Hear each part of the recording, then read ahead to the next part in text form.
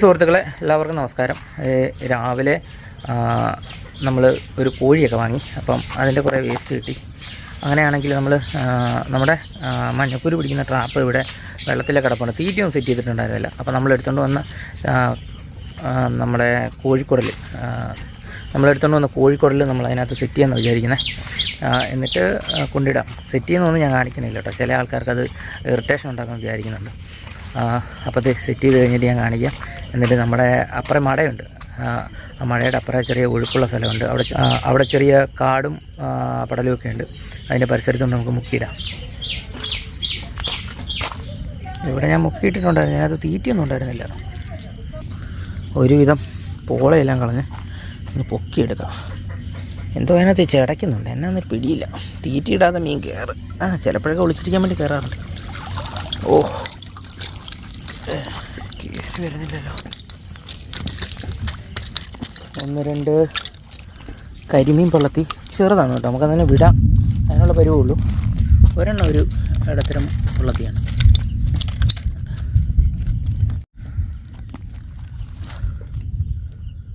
ഒന്ന് രണ്ട് ചെറിയ കരിമീൻ പൊള്ളത്തിയുണ്ട്. അതിനെ നമുക്കെടുത്ത് വിടണം. ഒരു തൂളിയുണ്ട്. തൂളി നമുക്ക് ആവശ്യമില്ല. അതിനെ നമുക്ക് വിടാം. അപ്പോൾ ഇതൊക്കെ അഴിക്കാൻ പറ്റുന്ന സ്ഥലം ഞാൻ കാണിച്ചു തരാമേ. മീൻ എടുക്കുന്നത് ഇങ്ങനെയാണ്. അതായത് ഇവിടെ നമ്മൾ കെട്ടിയിട്ടിട്ട് ഇവിടെ നൂല് കോർത്ത് വെച്ചേക്കുക. വല കീറിയിട്ട് ഇതിങ്ങനെ ഊരിയെടുക്കണം.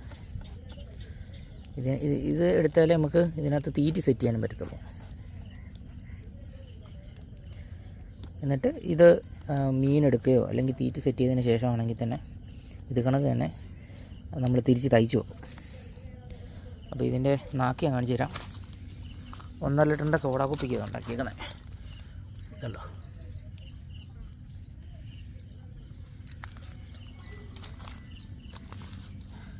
ആദ്യം നമുക്ക് മീനുകളെ അങ്ങ് വിടാം. ആവശ്യമില്ല. അത് തന്നെയല്ല വലുതാകുന്ന മീനൂടെ. ഒരു പ്ലാസ്റ്റിക് കവർ ഒഴി വരുന്നുണ്ട്. ഇത് നമുക്കെടുത്താൽ കരയിടാം.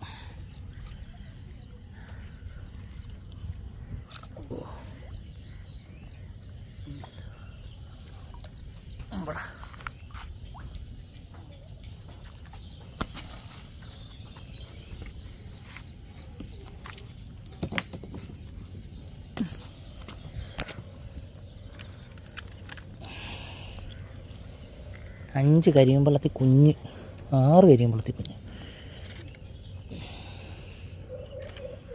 ഇതിനകത്ത് കയറിയതാ. തീറ്റയില്ല. എന്തിനാ ഇത് കയറുന്നേ?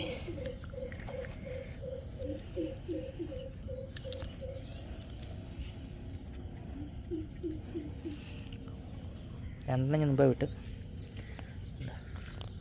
Pearl spot fish.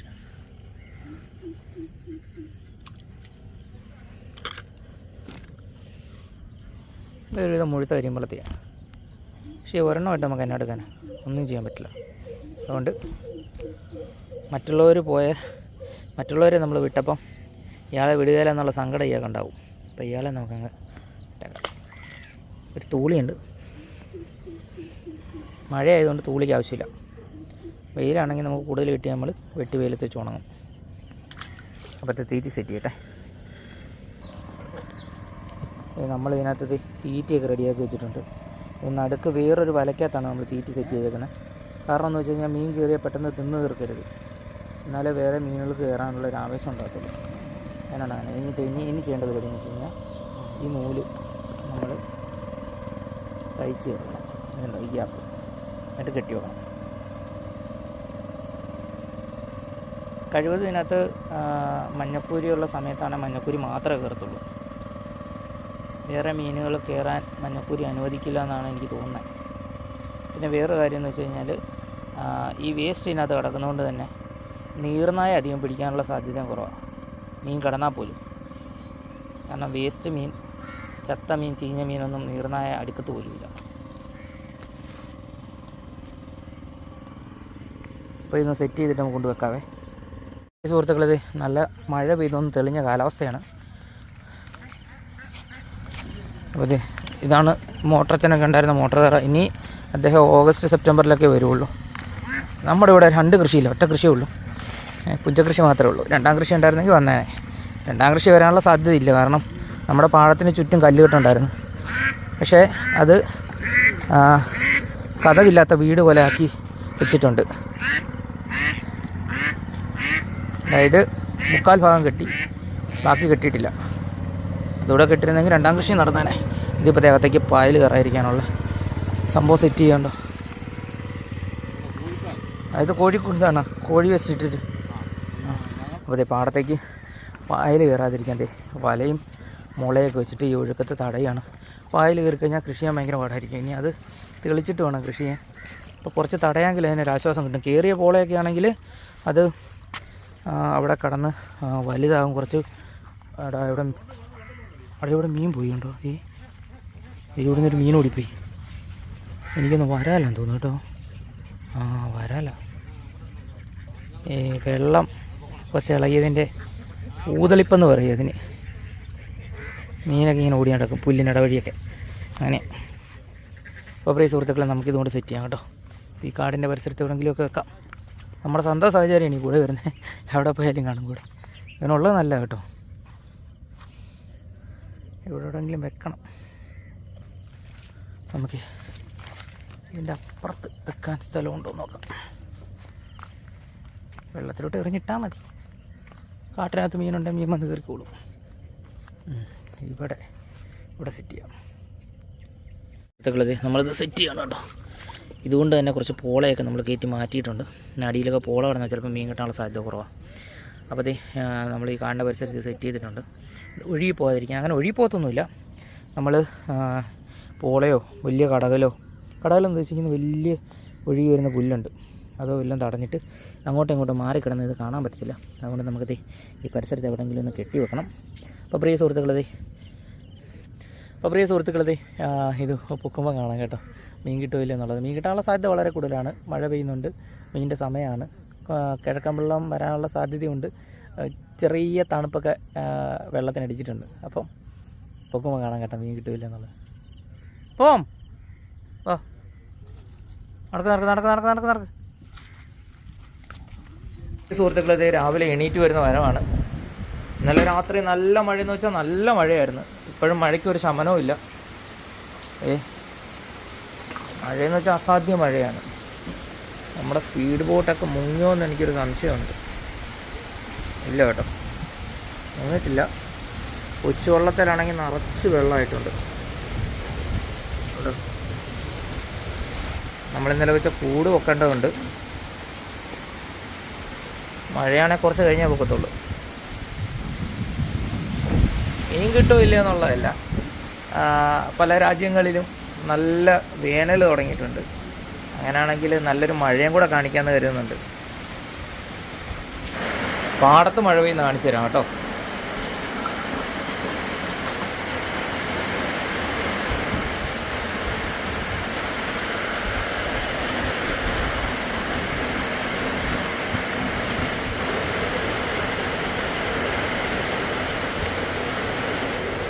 ആ ഒരു കൊക്ക ഇവിടുന്ന് നനയുന്നു.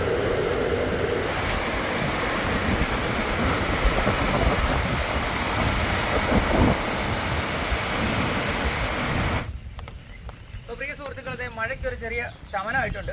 ഇന്നലത്തെ മഴയില്ലതേ വെള്ളമല്ല ഏകദേശം മുങ്ങാറായിട്ടുണ്ട് കേട്ടോ. ഇനി നമ്മൾ മീൻ നോക്കിയിട്ട് വന്നിട്ട് വേണം ഇതെല്ലാത്തും ഒന്ന് പറ്റിക്കാൻ. ഇതിനകത്ത് നിറച്ച് വെള്ളമാണെന്ന് തോന്നുന്നു കേട്ടോ. ഇത് പലവരൊക്കെ മാറിക്കിടക്കും. ഇത് നിറച്ച് വെള്ളം. ഇതിനൊരു ഷെഡ് കേട്ടോ. അപ്പോൾ പ്രിയ സുഹൃത്തുക്കളെ, നമ്മൾ ഇന്നലെ സെറ്റ് ചെയ്ത മഞ്ഞക്കുരിക്കൂട് വെക്കാൻ പോവാണ്. മഞ്ഞക്കുരി കിട്ടുമെന്ന് പറഞ്ഞിരിക്കുന്നത്. കിട്ടുന്ന മീൻ, ആ മീനെ കണക്കാക്കി നമുക്ക് കൂടുതൽ പേരിടാം. നമുക്ക് നടക്കാൻ കേട്ടോ.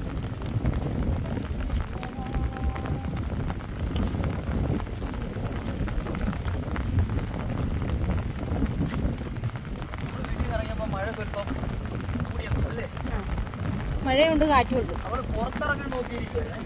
നമ്മൾ സാധാരണ ഈ തുണി അലക്കിയിടുമ്പം ഒന്ന് കാണാം, ഒരു മഴയോ മറ്റു കാര്യങ്ങളില്ല. തുണി അലക്കുമ്പോൾ ഇരിക്കാൻ വരുമ്പോൾ മഴയായിരിക്കും എന്ന് പറഞ്ഞാണ് കാരണം. നമ്മൾ വീട്ടിൽ നിന്ന് ഇറങ്ങിയപ്പോൾ മഴ ഇല്ലായിരുന്നു. ഇത് നമ്മൾ ഇറങ്ങി പുറത്തോട്ട് വന്നപ്പോൾ നല്ല മഴയായിരുന്നു.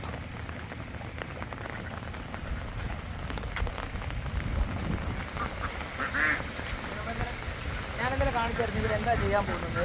ഇത് കണ്ടോ, ഇതാണ് പായൽ കയറാതിരിക്കാൻ, പാടത്തേക്ക് പായൽ കയറാതിരിക്കാൻ വേണ്ടി പാടശേഖരക്കാർ ചെയ്യുന്ന പരിപാടി.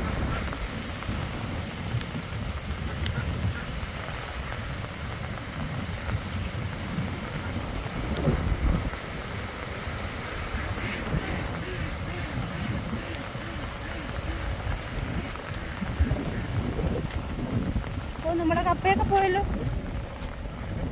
കപ്പ വെള്ളത്തിലേ.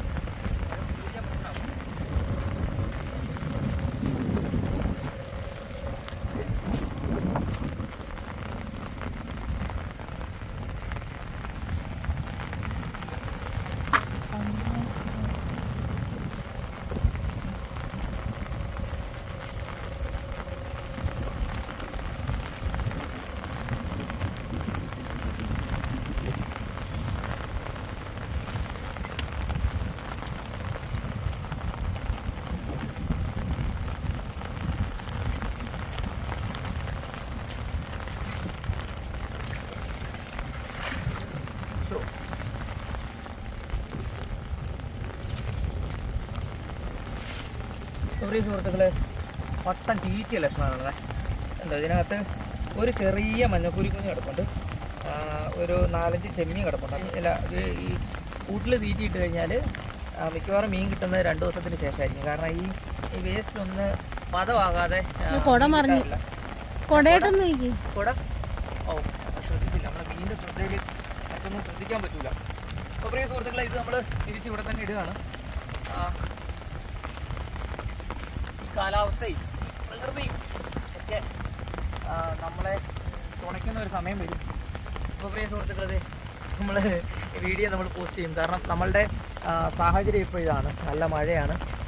മഴ പെയ്യുന്നത് കാണാനും അത് ആസ്വദിക്കാനും നല്ല സുഖമാണ്.